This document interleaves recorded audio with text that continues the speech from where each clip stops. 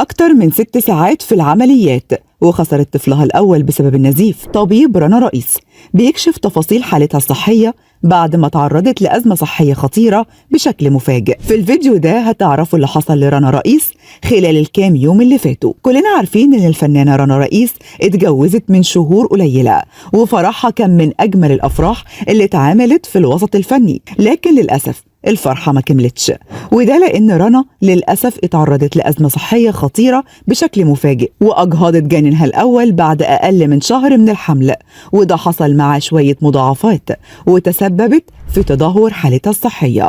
الدكتور المعالج قال إن رنا حصل لها نزيف في منطقة الحوض واستمر لأكتر من 4 أيام متواصلة، وده استدعى تدخل جراحي عاجل، والحمد لله بعد أكتر من 6 ساعات في العمليات خرجت رنا بالسلامة وحالتها دلوقتي مستقرة، لكن إخواتها قالوا إنها هتحتاج تفضل تحت الملاحظة لفترة لحد ما تتعافى تماما من الألم. وعلشان يطمنوا جمهورها عليها نشروا لها صورة من قلب المستشفى وعلقوا عليها وقالوا الحمد لله خرجت من العمليات بخير. ووالدتها خبيرة التجميل زينب حسن أكدت إن رنا حالتها دلوقتي مستقرة وفي غرفة عيادة في المستشفى ومنتظرين بس يحددوا لها ميعاد الخروج. وطبعا كله كان زعلان على الفنانة رنا رئيس بعد ما أجهضت أول طفل ليها، وجمهورها على السوشيال ميديا بيتمنى لها الشفاء العاجل، ربنا يعوضها بمولود جديد بإذن الله. ناس كتير على السوشيال ميديا قالوا إن اللي حصل لها بسبب العين والحسد، خاصة إن رنا فنانة محبوبة وبسيطة وقريبة من قلوب المشاهدين. رنا قبل كده اتكلمت عن الحسد وقالت إنها مؤمنة بيه جدا، لكنها مش مركزة في القصة دي ومؤمنة إن مفيش حاجة هتضرها غير بإذن الله. ورنا احتفلت بزفافها يوم 5 مايو 2025 على شاب من خارج الوسط الفني وهو رجل الأعمال المعروف يسري علي، وعملوا فرح كبير في فندق فاخر في القاهرة. فرحها تصدر الترند لفترة طويلة بسبب رقصها مع عريسها بمسدس الدخان، وكمان رقصها مع والدها على أغنية بنت أبويا، وغنى في الحفلة الفنان تامر حسني ومصطفى حجاج وصاحبتها كارمن سليمان. حضر الفرح نجوم كتير جدا كان من ضمنهم داليا البحيري، منى فضالي، وفاء عامر، وملاك زاهر، وبشرى، وغيرهم كتير.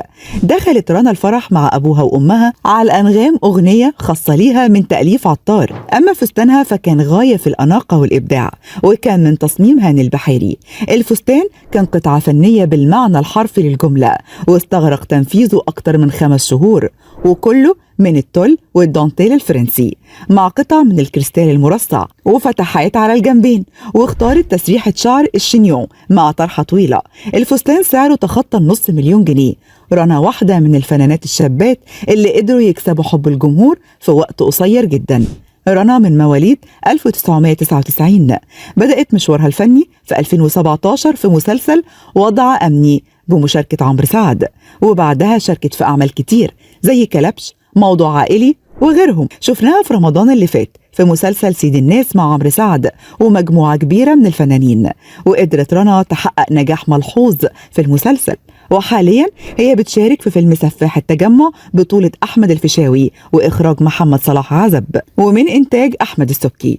الفيلم عن أحداث حقيقية عاصرناها من كام سنة، واتعرفت إعلاميا بقضية سفاح التجمع، وإن شاء الله رنا تكمل مشاركتها في العمل قريب جدا. وبنقول الفنانة رنا رئيس ألف سلامة عليكي، وإن شاء الله ترجعي لجمهورك بالسلامة. أنت كمان شاركنا بتعليق ادعم فيه رنا رئيس في أزمتها الصحية. أسرار كل يوم، لكل يوم لون، ولكل لون حكاية.